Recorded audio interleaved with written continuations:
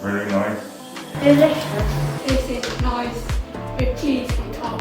Would they buy it? Yes. Yeah. For our business to be successful, we need to come up with our next product. Yeah.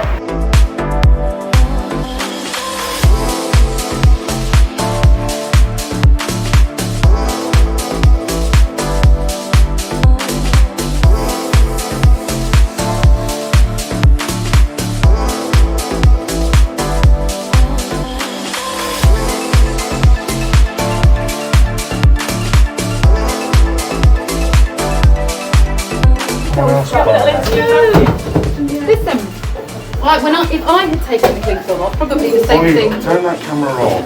We could, let's think about this. So option A is we just scoop it all back up, re-knead it, knock it back effectively and reshape them and let them rise again. We could try and pull each one off individually and try and reshape it. Go for option A and just bring it all together in one lump and reshape it. I think that's what we're going to do. I can't promise though. So, Making you need these again. Oh, listen, stuff happens. It's not a reflection on your skills at all. Like, this is new to all of us, isn't it? Maybe we need to dust a bit of flour on the top of them before we put the cling film on. Maybe we should try that next time.